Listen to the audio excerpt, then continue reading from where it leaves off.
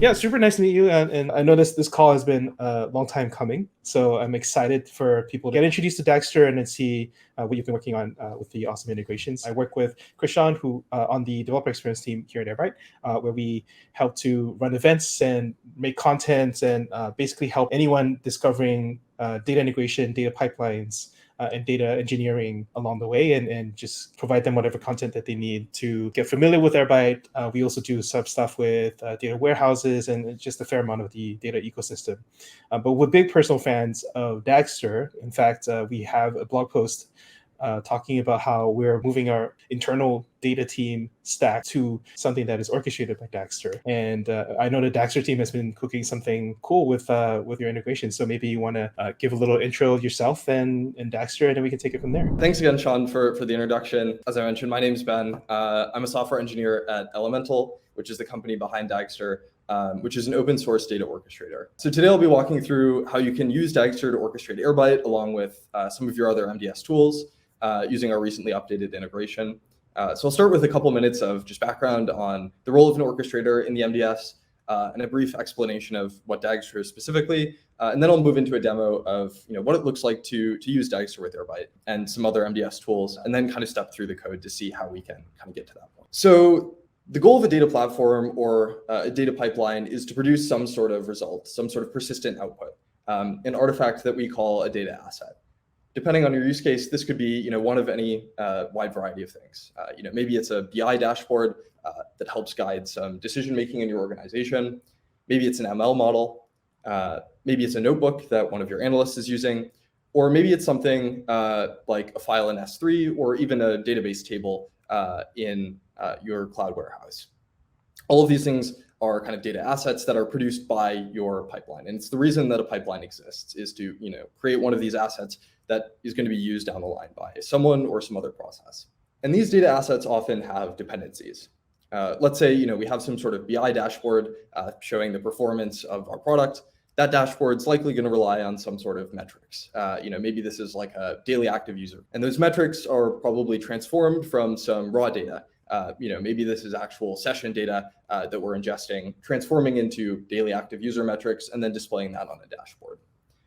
And in the world of the modern data stack, we have a lot of great tools that are purpose-built for building specific kinds of assets or doing specific kinds of transformations. So maybe we're ingesting our data using Airbyte, then we're transforming it into metrics using dbt, or maybe some dedicated metrics layer tool. And then maybe we use a tool like Hex or Looker or Mode to build a dashboard on top of those metrics. So here already, we have 3 different tools, but in a larger data platform, this can grow to be an even larger number of tools. Maybe you want to do some computation in Python or use PySpark. This is more, different purpose-built tools that you kind of have to juggle. And this is where an orchestrator comes in. At its core, an orchestrator's job is kind of to schedule the tasks needed to materialize these assets. So your orchestrator needs to know to, kick off your Airbyte sync, then kick off your dbt transformation, and finally to rebuild your dashboard in the right order, and to handle things like failures. So if your dbt transformation fails, you probably want to know about it, and you don't want to rebuild your dashboard when the data is broken. And that kind of falls into the second category of observability. Most orchestrators provide a layer of observability on top of all of these tools, making it easier to kind of debug failures, to get alerts when one part of your pipeline fails, and to get things like history, being able to view all of the times that something is run to help figure out when something might have gone wrong. So then we move into, where does Dagster lie? What's kind of the sales pitch for Dagster in the realm of orchestrators? The first is that Dagster is data aware and is asset focused. A lot of more traditional orchestrators are what we call task focused. So, if we look at the previous set of kind of data assets, we talked about a dashboard that's powered by some metrics from some ingested data. There's an underlying set of steps to actually produce these assets. So we'd run Airbyte, ingest our data, we'd run dbt to generate our metrics, and then we trigger a dashboard update to get our finalized dashboard. But most kind of traditional task-based orchestrators consign themselves to only working on this kind of lower level task based view. With Dagster, we like to take kind of a holistic view of both the data assets and the tasks that lie under them. Because we believe, if you're a stakeholder that cares about a dashboard, or even if you're a member of the team who's ingesting the data and transforming the data, you care more about the outputs of your tasks than the tasks themselves. So we kind of put these assets first and foremost in our UI and our programming abstractions. The other kind of facet that sets Dagster apart, which hopefully you'll see in the demo, is that it's built for the engineering workflow. So for local development, using the same kind of tooling and same interface that you will use when you deploy to production, and also the ability to test. So to write unit tests, to easily input sample data, deploy to a staging environment, that sort of thing. So with that all being said, I'm going to move into a demo. Hopefully that'll help to illuminate some of the things I quickly talk through. The code for this demo is available on my GitHub here. So github.com/benpankow/airbyte-community-demo. So what I'll do is kind of first show what it looks like to use Airbyte with Dagster, and then I'll kind of move into the code base and show how we would actually build out. So we'll start by going to a terminal, and we'll go ahead and run dagit. So this is going to go ahead and kick off the kind of local web interface for Dagster. You can get this and run this locally, just pip install Dagster, pip install dagit.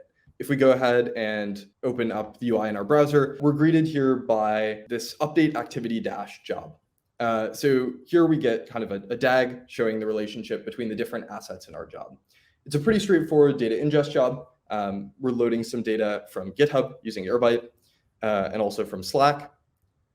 Then we're using dbt to generate some kind of aggregate tables here. So rolling up some daily data for Slack messages and for GitHub commits, and then building kind of a central table here that we'll use to power our Hex dashboard here. So each node on this graph, as I mentioned, kind of represents an asset. So we can go ahead and click on one of these nodes to view information about that asset. So we can see, the last time the asset was materialized. So the last time that this commits table was recreated by Airbyte was, about an hour ago.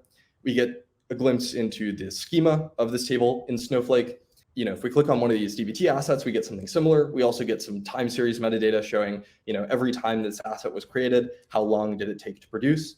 This is all kind of data that, in this case, is automatically added by Dagster, but can also be user-specified metadata. So if you wanted to attach any, metadata you want to keep track of to one of your assets, you can totally do that and have it show up in the UI. And finally, we have this dashboard asset, which actually represents kind of a version of our Hex dashboard that was recreated here at 12:30. So we can go ahead and click on the URL there to view our dashboard at the time that it was generated. So here we have, commits over time graph, pretty bare bones here, but you could imagine this is, some sort of dense dashboard here providing some useful information for some outside stakeholder. So one thing I'd like to kind of showcase here is the ability for you to kind of get insight on your assets without leaving the UI, without having to delve into the code. So if I'm, an outside stakeholder who maybe cares about this Hex dashboard, I don't have to go dig through the code to see how it's produced. I can just go to the kind of dedicated page for that asset, and I can see every time it's been produced historically. I could, maybe jump to one of the runs if I wanted to view some logs. I could go ahead and open up a version of that dashboard from that particular point in time. So here's kind of a historical version of the dashboard. You can see there's a slight difference here since this is from a couple hours earlier. And you can even go in and view lineage for a specific asset. So if I didn't know anything about how this dashboard was sourced, I could go to this lineage pane and see, it's coming from this dbt table, which in turn is coming from these Airbyte assets. So if I go back to this job page, let's go ahead and see what it looks like to actually trigger an Airbyte sync and a dbt transformations from Dagster. I can either go ahead and click this materialize all button, which is going to take all of these assets, figure out what underlying tasks are needed to produce them, and run those tasks. But I can also just select a subset. So maybe I only care about our Airbyte assets here and some of our dbt tables. I can also select that subset, and Dagster will kind of dynamically figure out what tasks need to be run just to produce those assets. So here we can see in this run page, we kind of have an execution plan on the top here. We can see we're running 2 different Airbyte syncs. And actually, if we go ahead and open up Airbyte, we can see that our syncs will be kicking off in just a moment. So we can see, both of our Airbyte syncs here have started. They're starting to produce logs. And Dagster integrates pretty tightly with Airbyte. We stream the log information directly from Airbyte. So if something were to go wrong, you can access the logs directly through Dagster. And you can also get kind of high-level structured information from our structured event log here. So once the Airbyte sync completes, we'll get some kind of metadata telling us, how many new rows were synced, that sort of thing, in this more structured. So this is going to take a little bit to actually get going. But I wanted to delve just briefly into the code to show, how easy this is to get going. Oh yeah. So looks very magical. This is all the code that's needed to get this example working. So, we have a single Python file here, and we have a couple kind of segments that are generating each of our assets. So to set up our Airbyte assets here, all we need to do is tell Dagster how to access our Airbyte instance. So here we're pointing, at our local Airbyte instance. But this is a pluggable system. So, in our production environment, we were, pointing towards our production Airbyte instance. And then we're just telling Dagster to load all of the Airbyte assets automatically from the Airbyte instance. You can see there's, a bunch of optional inputs here you can use to course those assets to look the way you want them to. Here we're, changing what the asset names look like. But for the most part, this loading just kind of happens automatically. You can see we're doing something very similar here with DBT. We have a, a DBT project defined here with some model SQL files. And all we do is, point Dagster at the files, and it will, do the work of automatically generating the assets for you. Even the hex asset, really all we need to do here, this is using our hex integration, is to point at the project ID, tell Dagster, what data that notebook depends on, and that's all we need to get that asset up and running. Then we can define a job to kind of recreate everything, attach a schedule to it, and tell Dagster all of the assets that we want to load, and that's really all we need to get kind of a smaller example like this up and running. So I wanted to make sure there was enough time for questions, and I know we got a little bit of a late start, so I'll take a pause there, but I'm happy to kind of delve into any other part of this demo or answer questions if anyone has any. Yeah, so if anyone is watching along, feel free to drop in some questions, but I can drop in a few. So I think this is a really good overall high level demo. What was involved in building this Dagster Airbyte integration? I would love to learn a little bit more about the process and perhaps what could be better. Yeah.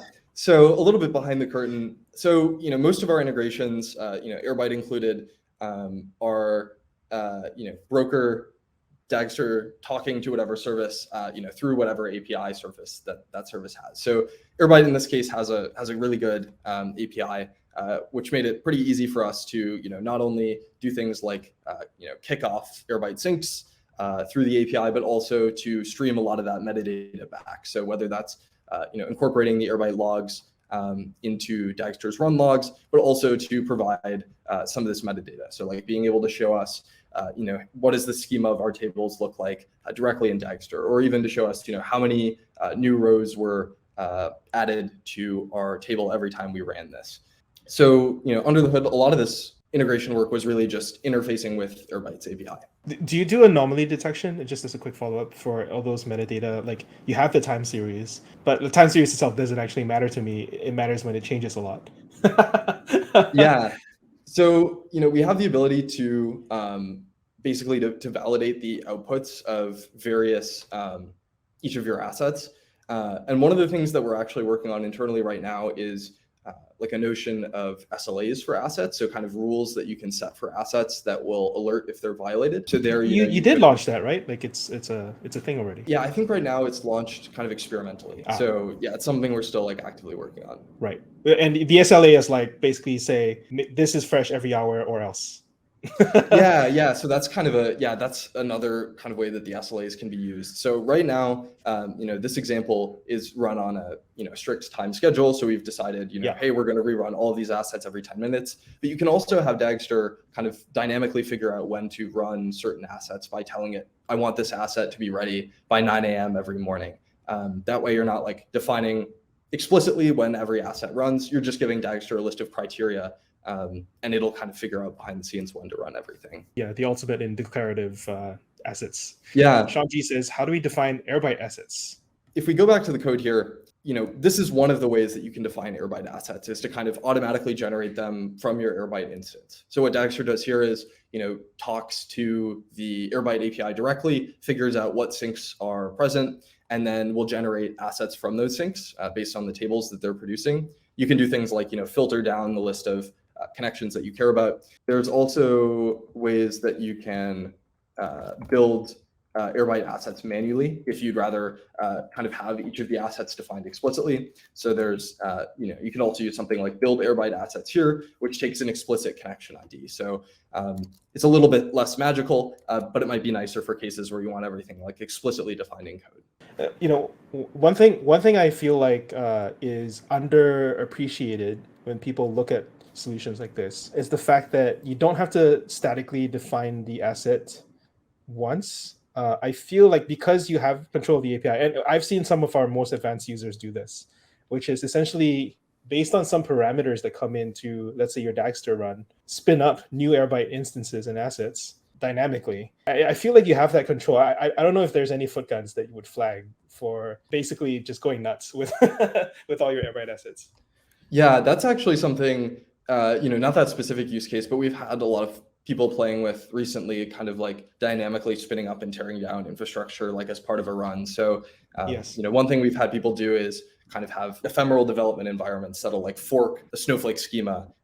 You can kind of test against production without actually interrupting your production database. So it's funny because Dagster Cloud also kind of does that for Dagster itself, right? Like that's your sort of deploy preview thing. I don't know if you want to talk about that a little bit and show it off, really. I mean, I think it's the most impressive thing that you've shipped last year.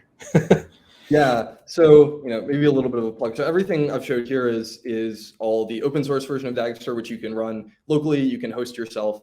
But we also kind of have a hosted version of Dagster, which will ease some of the kind of deployment burden called Dagster Cloud. And it also has enterprise features, so things like RBAC. But one of the other kind of features is we have something called branch deployments.